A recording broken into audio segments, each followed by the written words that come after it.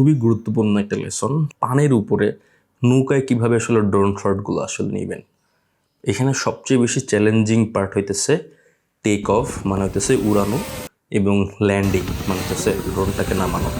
যারা আসলে প্রো লেভেলের মানুষজন আছে তারা আসলে হিমশিম খেয়ে যায় নৌকার উপর থেকে চলন্ত অবস্থায় আসলে ফ্লাই করা এবং নামানো, এই দুইটা।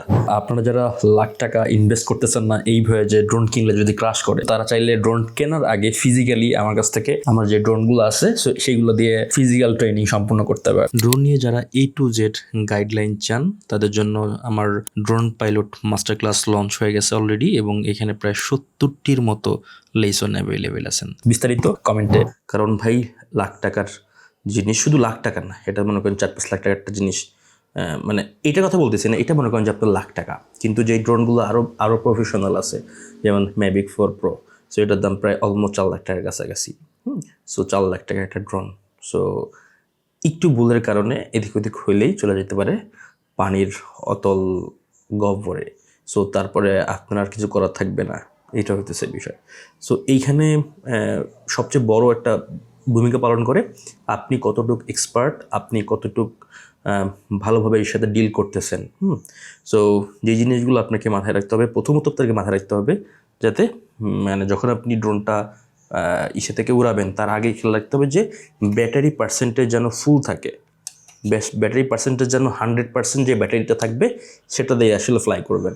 70-60% আপনি মনে করতে পারেন যে ভাই আমি 5 মিনিট উড়াবো, নামায় ফেলাবো, ভাই তারপরেও আমি সাজেস্ট করবো ফার্স্ট অফ অল আপনি 100% ব্যাটারি লাইফ নিয়ে ড্রোনটা আকাশে উড়াবেন, এবং 40% হওয়ার সাথে সাথে নামায় ফেলবেন। এটা আমি আসতেছি।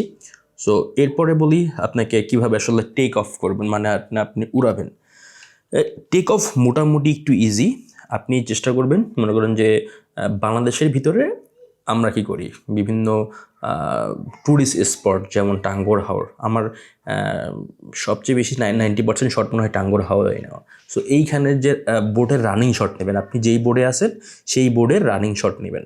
তখন আপনাকে কি করতে হবে, বোটওয়ালাকে বলবেন যে একটু স্লো করে দেওয়ার জন্য, তারপরে আপনি ড্রোনটা দুইভাবে আসলে উড়ানো যায়।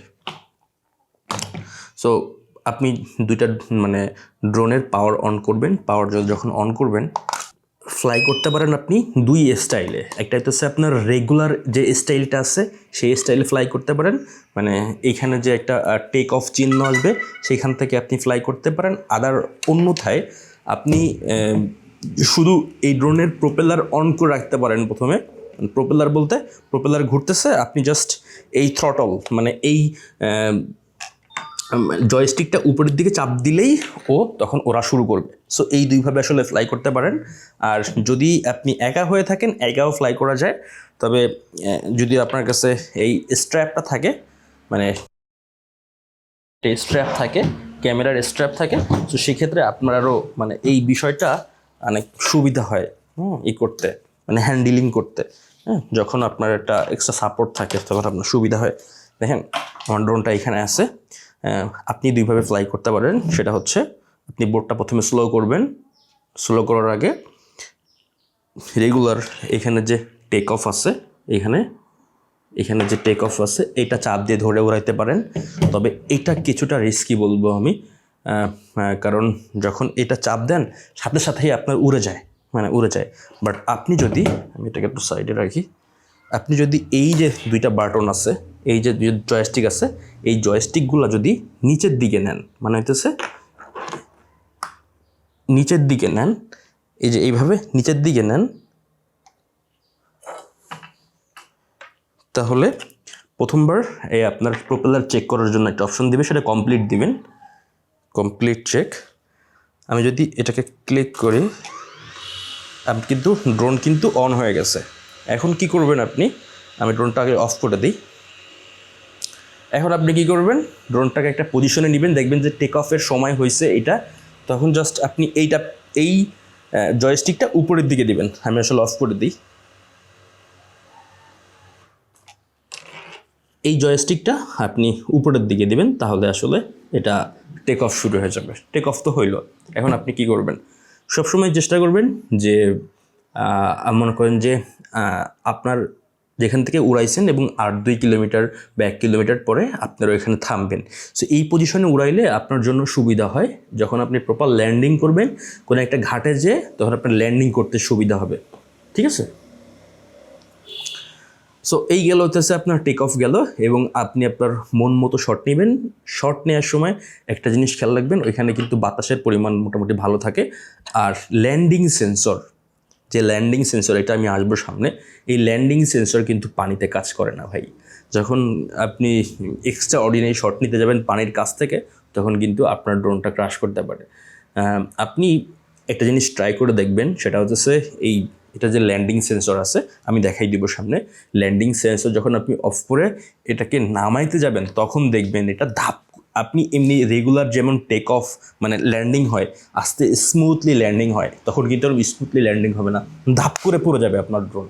সো তখন ক্যাচ করা, এবং আমার রিসেন্টলি যে হাত কেটে গেছে একটা ফাঁকা জায়গায়, আমি ড্রোনকে ক্যাচ করতে গেছি এবং হাত কেটে গেছে। আপনি প্রপারলি শট নেবেন, তবে চেষ্টা করবেন যে পানি থেকে বেশ উঁচুতে রাখার জন্য, নাহলে কিন্তু বেশ রিস্কি। আর যদিও আপনি মানে শটটা নেন, আপনি চোখের সামনে থেকে নেবেন, তাহলে আপনার জন্য আসলে গেস করতে সুবিধা হবে।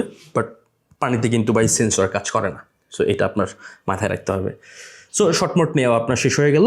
এখন আরেকটা জিনিস আসে, সেটা হচ্ছে RTH, মানে হচ্ছে হোম পয়েন্টের একটা বিষয় আসে। মনে করেন যে আপনি 2 কিলো, আপনি যেখানে, এটা তো চলন্ত অবস্থায়, আপনার যদি ড্রোনে কোনো অ্যাক্সিডেন্ট হয়, তাহলে কিন্তু ড্রোনটা আপনি যেখান থেকে উড়াইছিলেন ঠিক সেইখানে ফেরত যাবে।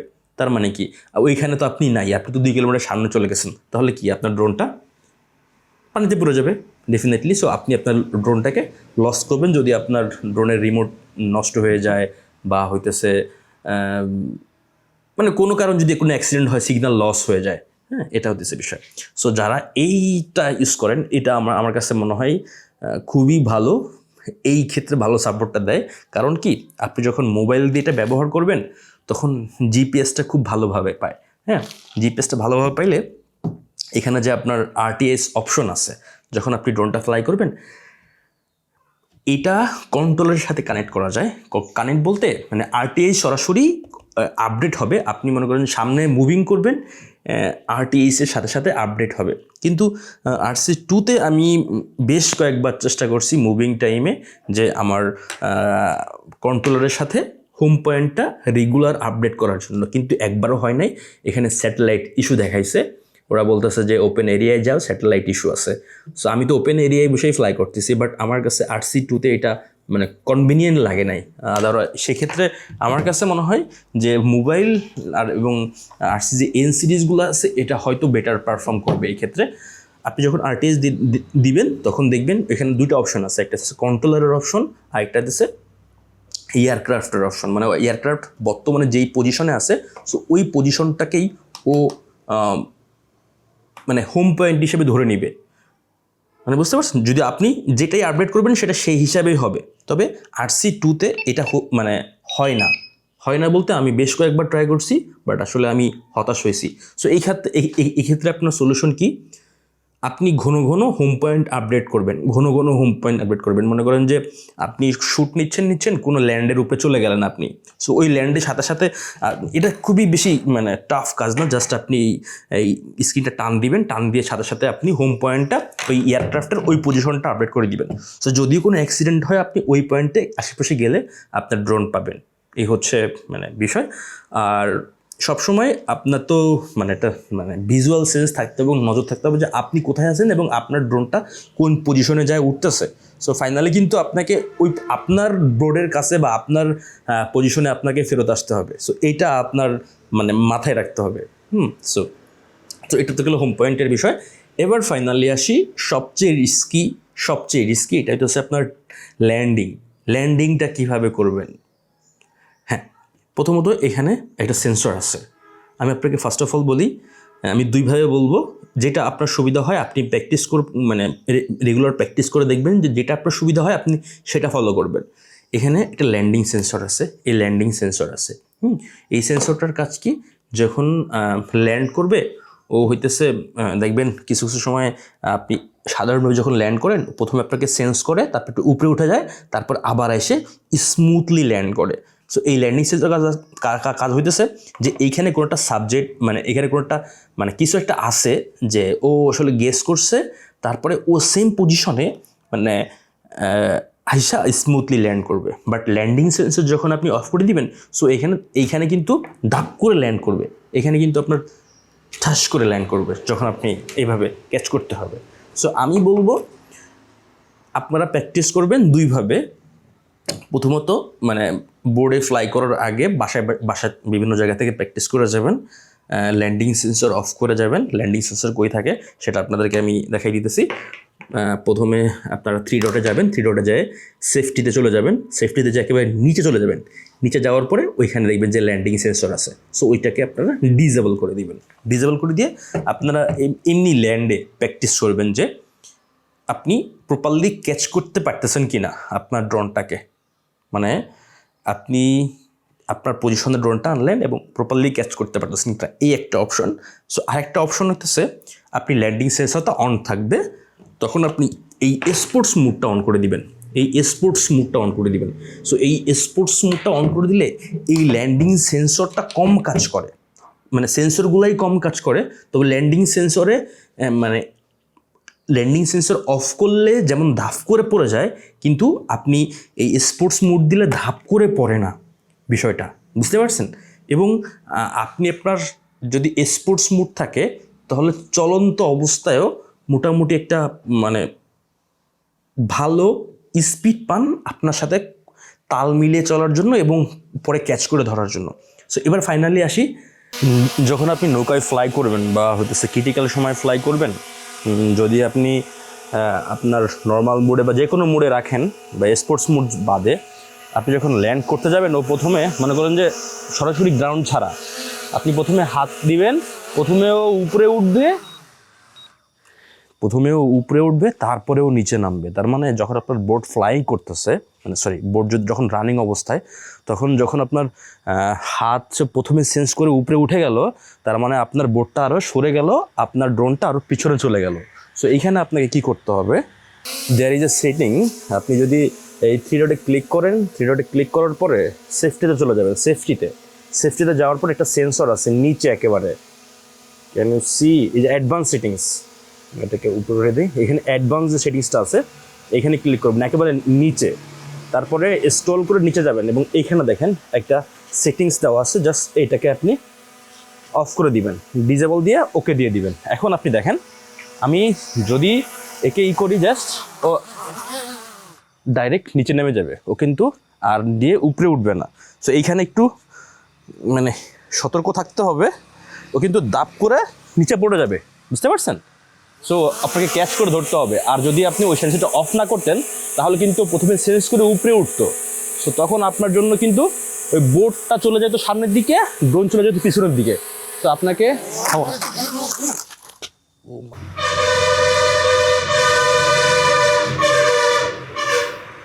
সো এমনটা কখনোই হয় নাই যে ল্যান্ডে আমি মানে একটা ফাঁকা জায়গায় আমি ড্রোনকে ক্যাচ করতে গেছি এবং হাত কেটে গেছে। তবে এইটা আমি সাজেস্ট করবো যে এই সেন্সরটা অফ না করবেন না, কারণ অনেকে আপনাকে সাজেস্ট করবে অফ করার জন্য। তবে এটা মোটামুটি ভালোই রিস্কি আমার কাছে মনে হইলো। এটা যখনই আপনি ডাউন দিবেন ওটা ধাপ করে নিচে পড়ে যাবে। সো দেখেন জাস্ট ক্র্যাশড। আপনি তো এই দুটো জিনিস বিষয় বুঝলেন। এবার কীভাবে আসলে ল্যান্ড করাবেন, মনে করেন যে আপনি চেষ্টা করবেন যে আপনার যে বোর্ড ওনার আছে বা হইতেছে মাঝি ভাই আছে, ওনাকে একটু রিকোয়েস্ট করার জন্য যে ভাই, ডেফিনেটলি তারা করবে যে ভাই একটু স্লো করেন, মানে রেগুলার থেকে একটু স্লো করেন। আর যদি সম্ভব হয় পুরোপুরি স্লো করে দেন, জাস্ট ফর 1 মিনিটের জন্য। পুরোপুরি স্লো করলেও আপনি প্যারা খাবেন বোর্ডে ল্যান্ডিং করতে যায়। এটা আমি জানি না কেন, বাট হচ্ছে ল্যান্ডে এরকম কখনোই হয় না। বোর্ডে আমি মানে থামা অবস্থায় প্যারা খাইছি, চলন্ত অবস্থায় তো মোটামুটি খাইছি, মানে মোটামুটি না, হিউজ লেভেলে একটা প্যারা খাইছিলাম যখন আমার ইয়ার 2 ছিল।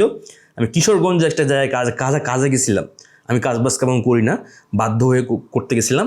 সো ওইখানে আমার ড্রোনটা অলমোস্ট ক্র্যাশ হওয়ার পথে ছিল। সো আমি অনেক কষ্টে আমি ধরছিলাম আমার ড্রোনটাকে। সো এটা খুবই রিস্ক, এবং পরনে যখন আপনার পানি থাকবে না, মাথায় কোনো কাজ করবে না আপনার মাথায়। সো এই হচ্ছে বিষয়। সো আপনি ওনাদেরকে রিকোয়েস্ট করলেন আপনার তারপরে আপনি চেষ্টা করবেন যে এটাকে বললাম না, আপনি যদি প্রিফার হন যে স্পোর্টস মোড ব্যবহার করবেন অথবা ল্যান্ডিং সেন্সর যে কোনো একটা আপনি ইউজ করবেন। তারপরে আপনার বোর্ড এবং আপনার পজিশন, মনে করেন বোর্ড যাইতেছে আপনার সামনের দিকে, সো আপনি এই দিকে থাকবেন, মানে বোর্ডের দিকে, মানে এই দিকে মুখ করে থাকবেন এবং ড্রোনটাকে এই পজিশনে আনার চেষ্টা করবেন। এই পজিশনে মানে ডান হাতের আপনি এখান থেকে ক্যাচ করে ধরবেন, সো এই পজিশনে আনার চেষ্টা করবেন। ওকে, সো যদি এই পজিশনে আনবেন, এই পজিশনে যতক্ষণ পর্যন্ত আনতে না পারবেন ততক্ষণ পর্যন্ত আপনি কন্ট্রোলারে দিয়ে ওই পজিশনিং স্পিড করতে থাকবেন। হ্যাঁ, যখনই আপনার এই পজিশনে চলে আসবে তখনই মনে করেন যে আপনি ধাপ করে ধরে ফেলাবেন। মনে করেন যে এইটা মানে আপনি কন্ট্রোলিং করতেছেন এবং দেখতেছেন যে এই পজিশনে আপনার সামনে আসতেছে, মানে বোর্ডও যাচ্ছে আপনার ড্রোনও যাচ্ছে, মানে সেম পজিশনে। তখন কী করবেন, আপনি এইখানে এই যে পজিশনটা আছে, ক্যান ইউ সি এই পজিশনটা মোটামুটি সেফ। আপনি এই পর্যন্ত উঠাইতে পারবেন, আপনার হাত ভালোভাবে ধরতে পারবেন, যদিও রানিং অবস্থায় খুব ভালোভাবে ধরতে পারে না। সো এটা হচ্ছে অল অ্যাবাউট প্র্যাকটিসের একটা বিষয়। আপনি ধাপ করে ধরে ফেলবেন, ফেলে জাস্ট এই ড্রোনটাকে ফ্লিপ করে দিবেন, তাহলে আপনার ড্রোনটা মোটর অফ হয়ে যাবে এবং মানে ড্রোন অফ হয়ে যাবে। কিন্তু এটা অনেকে রিস্কি বলে, তবে এটা আসলে খুব বেশি মানে প্রেশার তো একটু পড়বেই স্বাভাবিক, তবে ওরকম কোনো পড়ে না। আমি এখন পর্যন্ত অনেকবার ব্যবহার করছি, তেমন কোনো সমস্যা নেই। যখন আপনি মনে করেন এটা ধরে ফেললেন, সাপোজ আপনি পারবেন না এরকম করতে বা চাইতেছেন না, তখন আরেকটা অপশন আছে। এই যে জয়স্টিক দুটো দেখতে পাইতেছেন আপনারা, আপনাদের দিকে দেখাই, জয়স্টিক দুটো আছে। এই জয়স্টিক দুটো যদি আপনাদের দিকে অথবা নিচের দিকে, এই দিকে অথবা এই দিকে রাখেন, এইভাবে রাখেন, ওইটা ধরার পরে তাহলে আপনার ড্রোনের প্রোপেলার অফ হয়ে যাবে। মানে হচ্ছে আপনার ড্রোনের প্রোপেলারটা অফ হয়ে যাবে। সো এই টিপসটা আপনারা ফলো করতে পারেন।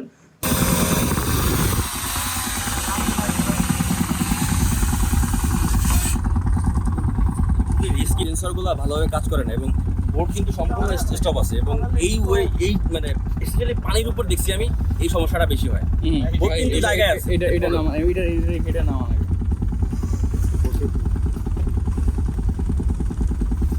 তারপরেও মানে এক্সপার্ট হইলেও এইখানে আসলে মাঝে মাঝে কিছু করার থাকে না, বুঝতে পারছেন?